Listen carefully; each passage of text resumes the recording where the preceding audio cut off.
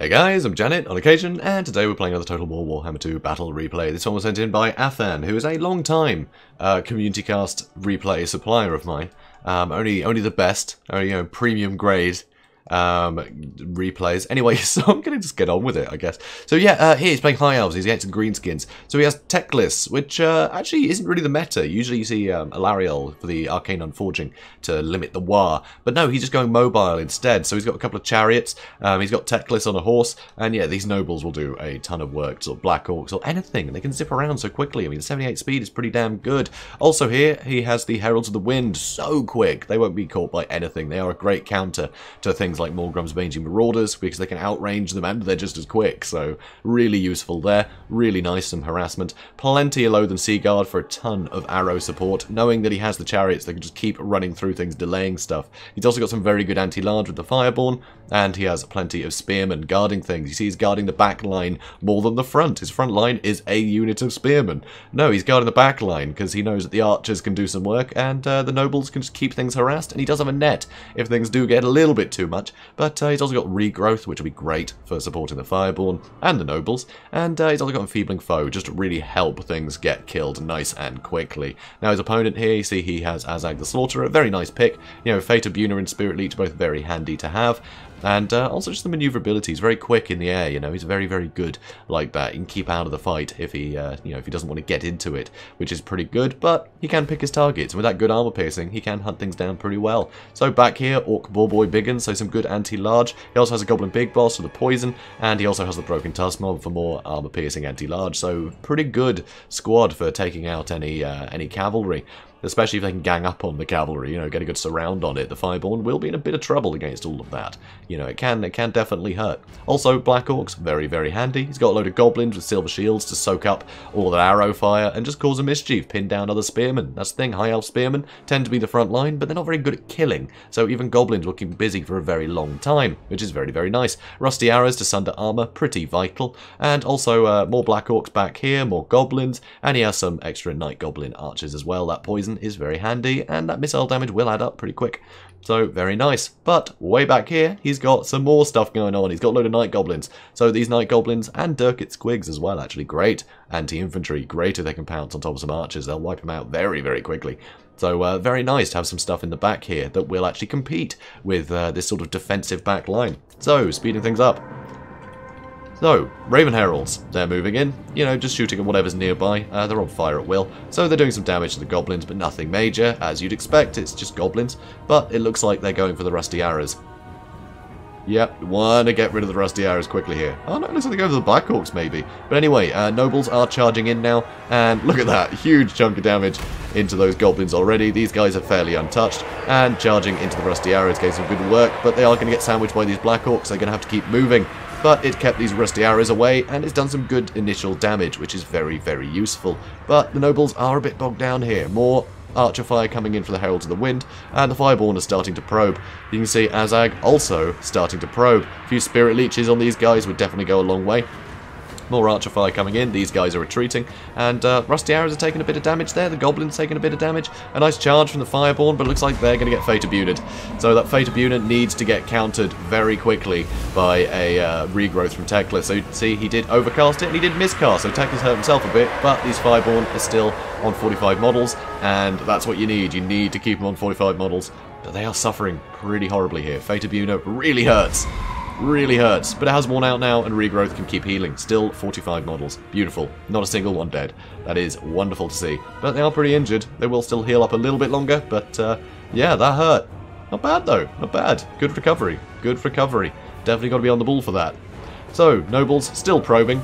Rusty arrows still hanging out, but these Heralds of the Wind could get some good damage into the rusty arrows, but they will take a lot of damage in kind. Although the armor sundering is what you want the rusty arrows for, against low armor targets they still have some pretty good missile damage, and because there's so many of them at 75, you can whittle down light cavalry very quickly with them. So here Azag is actually jumping in here. He's trying to get some work in. These Loathe and Sea Guard starting to fire now. Starting to fire. Cavalry starting to move out. Fireborn, they're hanging out. And it looks like Azag's going to get netted. So Azag has been netted. The nobles are turning around to face him. And, yep, now he's pinned to the ground. Enfeebling foe means he's going to suffer damage very, very quickly from the nobles. Sure, they're anti-infantry, but with an enfeebling foe, 0 melee defense, they're going to be hitting him. And all that extra archer fire coming in as well, that is very, very costly for the Greenskins. Like, crazy costly. That is bad. That is bad news.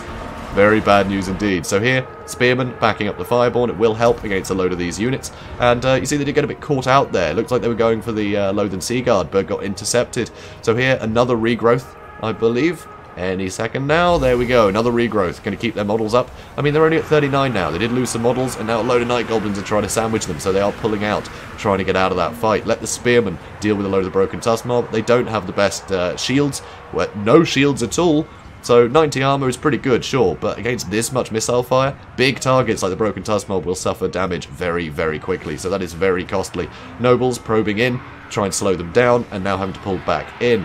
Dragon Princes, healing cap already, not going to be able to heal them up anymore. They've taken a lot of damage in this initial engagement. Spearmen able to hold this stuff at bay for quite a while, but the Rusty Arrows got caught out by the Raven Heralds.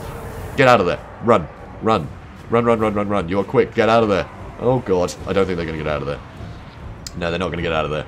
Hell, even just charge those archers if you're going to lose them, you know. But no, they stayed in the fight just so the Rusty Arrows would shatter, but they're getting terrified away. A load of archer fire getting rid of the Raven Heralds. And another Fate of Buna, actually on these Loathen Sea Guard. He's trying to break that front line so the other units can just keep pushing in and getting into all the juicy bits. Here you can see the nobles are both quite injured now, but there are more regrowths that can be used. Fireborn now getting back into the fight, and a load of these very expensive units. Broken Tusk Mob, the Orc Boy Biggins, suffered hugely from all this, but there's still a ton of Black Orcs. And the Black Orcs, if they can get into contact with any of this stuff, they will beat the brakes off them. And that is a real problem, especially with the nobles being this injured, and actually the Black Orcs have got quite a lot of mass. So luckily, though, the hill is going to help. This is a nice use of the terrain. As long as the nobles always charge downhill, they will have that momentum to push through these units. If you try and go uphill, though, you will just knock into the back of them and stop dead. And the Black Orcs will get a lot of damage in, which is a problem. But as long as you keep using the hill to your advantage, these nobles will be able to run through any of this stuff.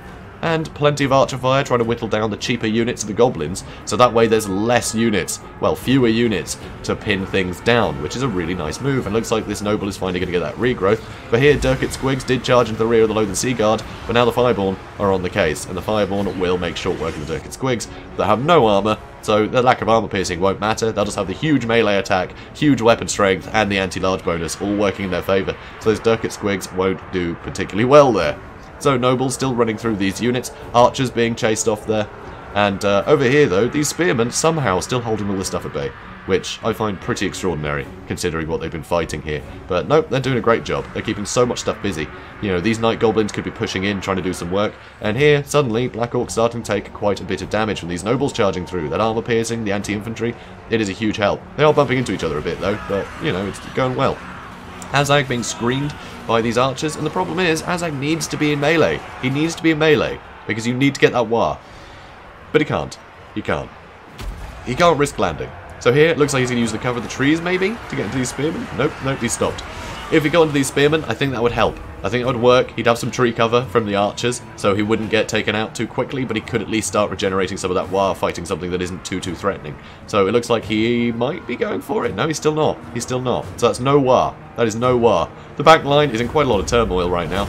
Fireborn charging in. Enfeebling foe has been used on the Broken Tusk Mob, and a lot of these units are going to really suffer. I mean, Tekla's been getting chased, but I mean, he's not too bad in combat. He's not too bad as long as he uses the Sword of Teclis, which he doesn't have. I just realised that. He doesn't have the Sword of Teclis, so he won't be able to get those, you know, the damage boosts that he otherwise had. But with all this archer fire now turning and shooting at these really easy targets, the Fireborn just being absolute powerhouses, all of these units are getting shattered, and the front line is still holding. You know, all these Black Orcs have to fight uphill. The Spearmen are just holding them at bay for so long here. Durkit Squigs charging in again, but they're getting chased down by the nobles. Of course, nobles anti-infantry, but they're still nobles. They still have great charge at 84, so they're going to hit that first hit pretty much no matter what they're attacking. So the Durkit Squigs are going to suffer quite a lot of damage.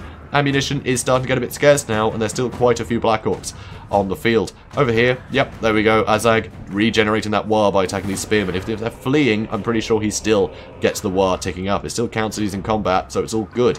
He can just keep doing that. Chase those fleeing units away that are out of the range of all these archers or anything that could catch him, and he's getting the war back. It's going to help his front line out. So that is beautifully played.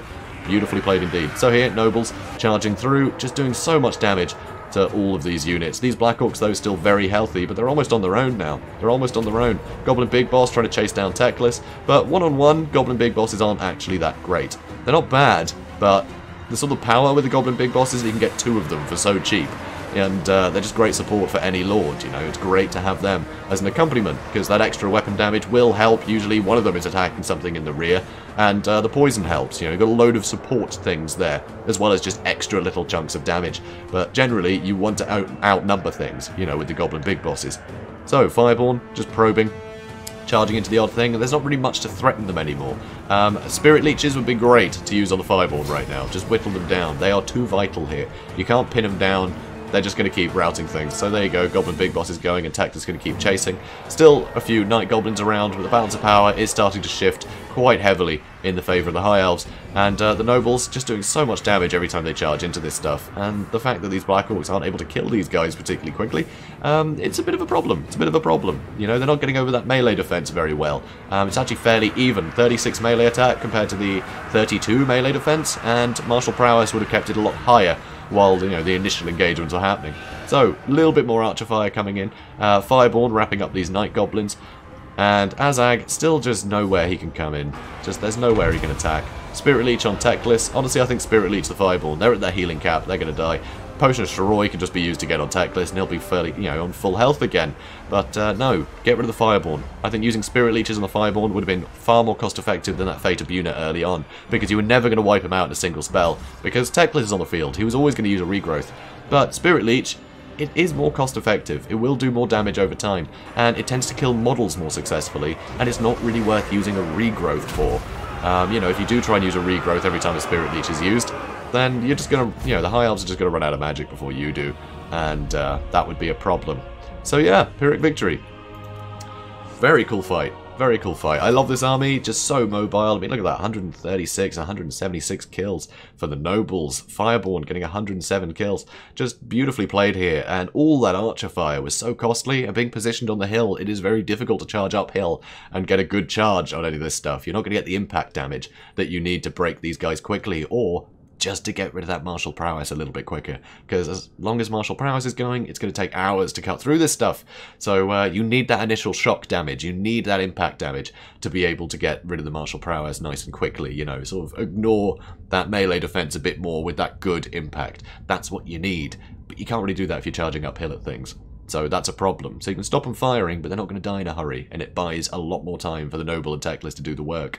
So very nice played here, and also I love the fact that he had enough units to be on the offensive the entire time. You know, the Nobles were just charging straight into the front line while these guys are still poised at the hill. It forced the Greenskins to push down and start getting into the meat of the army, knowing that he was just going to get harassed by the Heralds of the Wind and the Nobles forever. You know, he had to get stuck in, and so it really forced the Greenskins' hand. You know, it meant that they had to come down from their hill, whereas Afan was able to keep control of his. So it's pretty damn cool. Pretty cool fight. So guys, if you enjoyed this, please do comment, like, and subscribe, and I will see you in the next one. Have a good day, guys.